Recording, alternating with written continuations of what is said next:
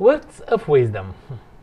The lesson starts stating that in high degree our environment influences us and that it takes an effort to overcome the negativity of this fallen world.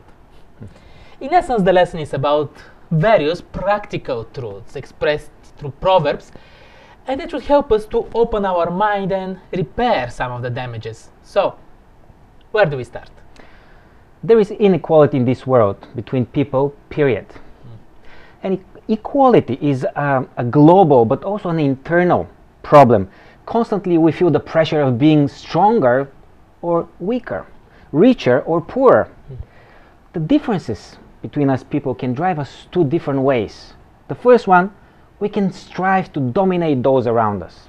But the second one, why don't we try to recognize our need of one another? So, what's your stand when you meet somebody who's different than you? And what's your reaction if he is a bigger sinner than you? The truth is that everyone feels superior to some and inferior to others. So how do you manage this relationship is the question. According to the verses, we are all created by God and we are all sinners. We are all in the same boat. And for me, this means few things. No excuses for whatever I do. There are no preferences for anyone either. And that I should have respect for others. Another point of the lesson is about the test of life. Sometimes we think that occasional goods that we do from time to time will do the job. But I was good last week. Or I did this great thing yesterday. But it's not just about such impulses or actions. It's mostly about the big picture in our heart and mind. Our life is our testimony. Yeah. And Nick, I have also noticed that the words of the wise are really motivated also by the future development of the events in my life. And definitely focusing only on the present is not going to produce wisdom in my experience. Listen how the wise man thinks. He says, food gained by fraud tastes sweet, but one ends up with a mouth full of gravel. Or another verse, the plans of the diligent lead to profit, as surely as haste leads to poverty. And the last one, an inheritance claimed too soon will not be blessed at the end. The expectations of what lies in the future creates different perspective of how we form our present choices. The imagery with the inheritance obtained too quickly is deep.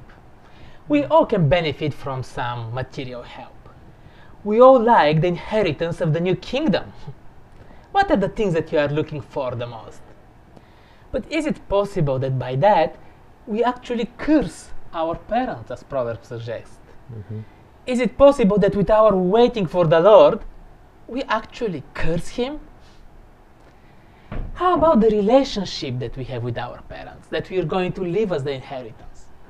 How about the relationship with the Lord that we are expecting to come?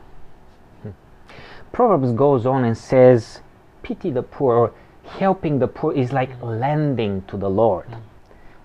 Have you ever loaned somebody money? Then you know what is trust. Then you know what is risk. It prepares us for a better world. Our sensitivity for the poor is a sort of investment in God's kingdom. And people don't feel a problem investing in stocks, even though it's risky, they do it. But Proverbs says that God pays back what He has been given. God is invested in helping the ones in need. It's not just about being spiritual. When we have the same urge in our heart, the same compassion, we can work side by side with Him. And this is how I see the investment. This is the privilege and internship that we have working with Him. And we should have realized by now that we are not the owners, just the managers of the things that we own. Education. There is three ways of living my life. In the present only, being stuck in the past, but why not also looking into the future? And this third one involves some learning, hustling to know, to discover. Envisioning an end point in our lives can lead our daily choices and actions in the directions we want to go. Why do we learn? Because knowledge is power, to get a better job, or to understand life better.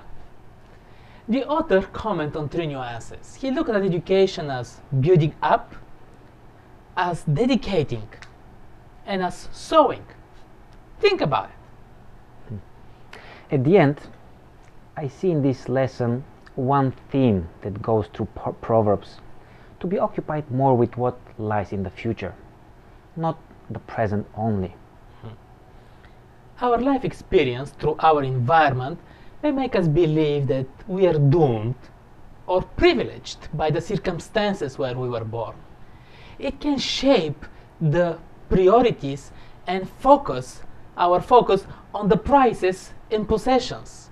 It can create this thirst and obsession to be the most powerful and the strongest. The points from this lesson are worth our time and consideration. Words of wisdom. See you next time.